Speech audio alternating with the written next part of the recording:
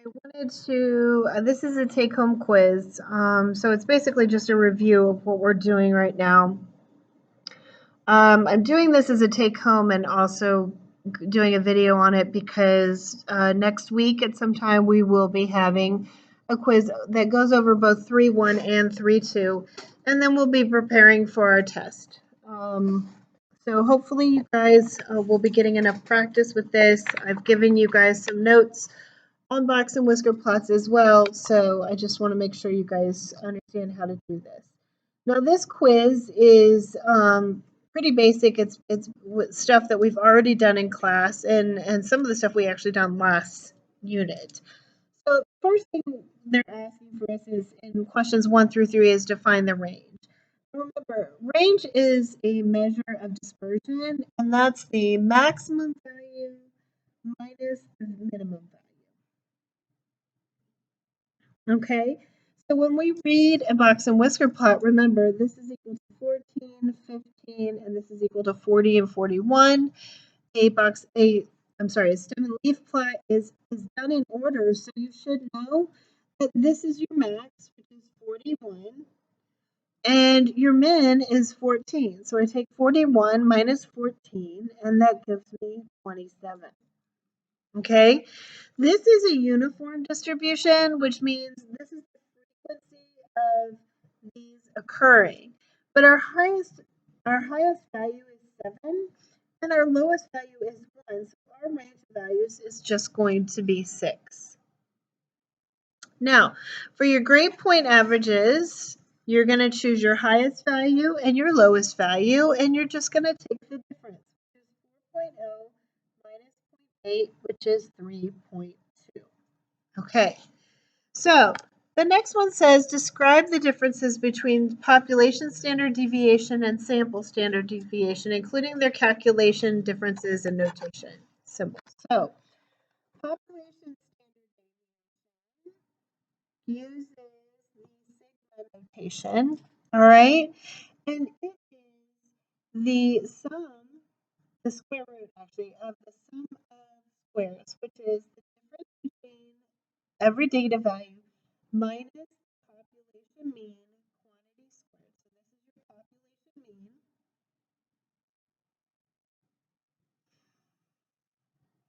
mean. All right. And we divide it by a big capital N, which is the sample or population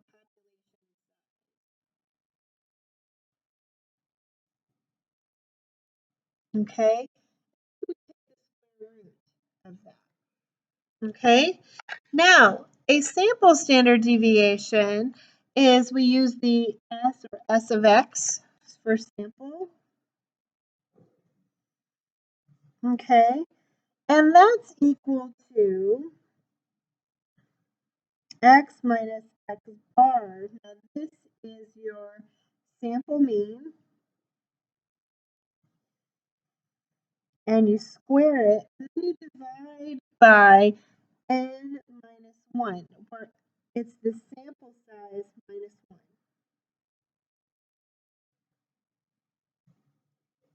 1. Okay? And then I take the square root of that as well.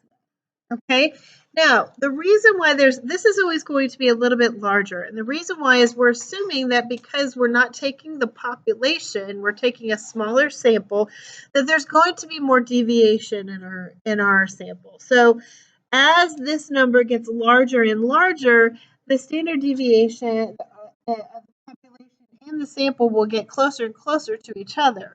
Okay, but because we're using a sample size, we expect this standard deviation to be a little bit higher. Okay, so here we want to find the sample standard deviation. Now, I'm going to write this out for you, and the population standard deviation. So when we're doing this, we're going to enter this in our calculator. I want to show you that. Those steps are right there, okay? So what I'm going to do, and I'm going to go ahead and put this off to the side and show you kind of what I'm doing. So I'm going to clear my calculator, okay? And I'm going to press my stop button, Okay, my stat button is right here. Okay, so I'm going to do stat and I'm going to press enter to go into edit. Okay, stat, enter, edit. All right, then I'm going to list my values. So I have 70. Move this over. 70, 72, 71, 70, 69, 73, 69, 68, 70, and 71. Okay, so because I'm on line 11, it tells me I have 10 of them. So then I press stat again and I arrow over to calc. I press my arrow key and I want to click on one of our stats. Press enter again and I keep pressing enter until this comes up. Okay, so remember, this is my mean, this is my sample standard deviation. Okay, so S of X. And if I scroll down, I would get my median and my quartiles and stuff like that. We'll go over those some more too. Okay, so my standard deviation is going to be 1.49. And that is, once again, if you scroll up, it's S of X, 1.49. Okay, we're doing a sample. So sample standard deviation. It's very important that you understand that. When they're asking for a sample standard deviation, I'm going to assume that you guys know to go to the S of X and not the sigma. Okay, so S of X is equal to 1.49. Be very careful. Pay attention to sample standard deviation. So you need to purchase a battery for your car. There are two types available. Type A has a mean life of 5 years and a standard deviation of 1 year. Type B has a mean life of also 5 years and a standard deviation of 1 month, which is 1/12 of a year. All right. Which battery should they purchase, and explain your reasoning? So one of the things you want to go to when you're talking about mean, if they have the same mean, you want to go to the smallest standard deviation, because that tells us that there's more accuracy in there, right? So they should choose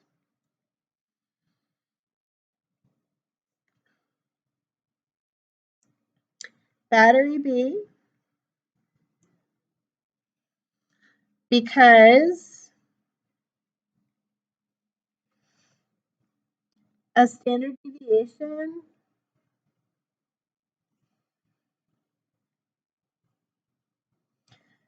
of 1/12, which is equal to 0.083 approximately, versus a standard deviation of 1 is much,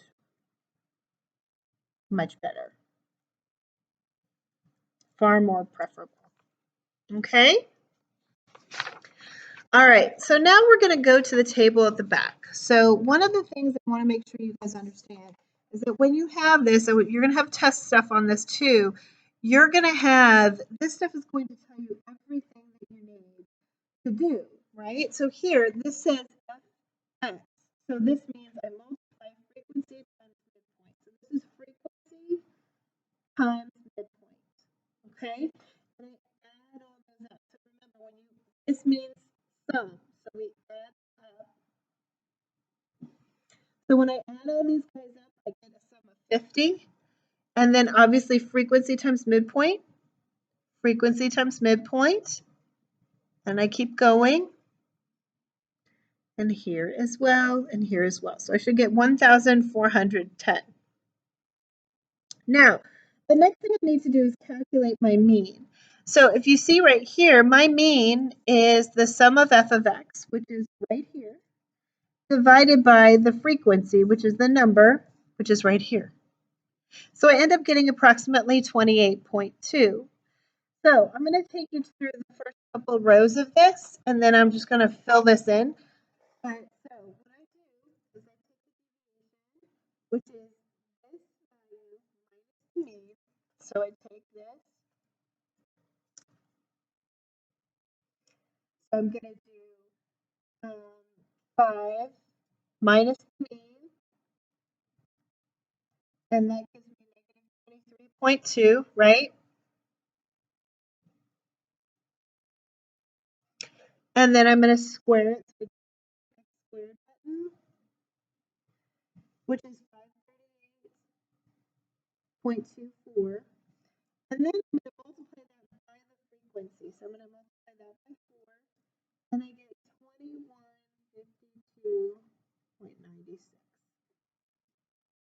2152.96. Okay, so I'm going to keep going again. So I take it back to just 15 minus 28.2, and I get negative 13.2.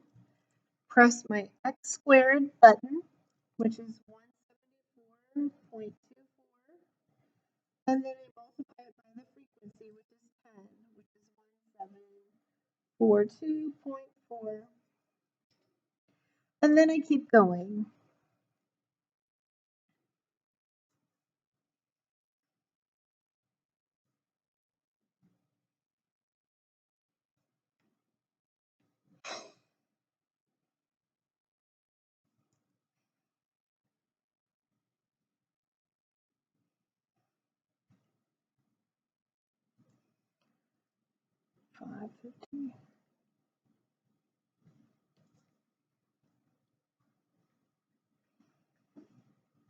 Okay, so now what I do is I'm going to add all these up, and that's going to be my sum of squares.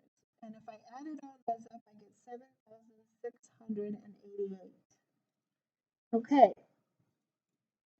now here, n is equal to 50, so n minus 1 is equal to 49, right? This is just what this is right here. So I'm going to do 7,688 and divide it by 49, and I'm going to get, this is my variance. All right, so that's 156.9. Now, to get the standard deviation, I just take the square root of that, which is approximately 12.53. Okay. Now we have some more empirical rule problems. Okay, so hopefully you guys are really comfortable with these charts. All throughout the 3.2 notes, those were all filled in, so make sure you understand them. Okay, so here we're going to draw the normal curve. Use the empirical rule to determine the interval of 68% if the mean is 70 and the standard deviation is 0.5. So if I do this, my mean is right here, which is 70. My standard deviation, 75, is 5, right? So I'm adding and subtracting 5. And these are each one standard deviation, so that's 68%. So 68% of the data is between 65 and 75, right? Because it's 68, 95, and 99.7. Okay, the placement test at a local college has a mean of 80 and a standard deviation of 10. So we have 90, we have 100, we have 70, we have 60. All right. Use the empirical rule to find the scores that are 95% of the data would be between. So this is your mean. Here's one standard deviation, two standard deviations above, and two standard deviations below.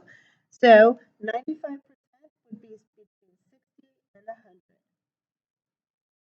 All right, I know I'm going kind of quickly with these, but kind of hang in there with me. So let's do our last one, where a math placement test at a college has a mean of 78 and a standard deviation of 7. So this is looking really, there we go. So I add 7, so I get 85. I add another 7, so that's 92, and then 99. That's 3 standard deviations above. Then 3 standard deviations below would be 71. Subtract 7 again is 64. and then subtract 7 again is 57. So we want to determine how much is between 57 and 99. Well, that's 3 standard deviations, so that's 99.7%. Okay. All right, so that is your quiz. So hopefully you guys should be in pretty good shape for that. Should get 100% on this. I hope that it's helpful. Let me know if there's anything else you need.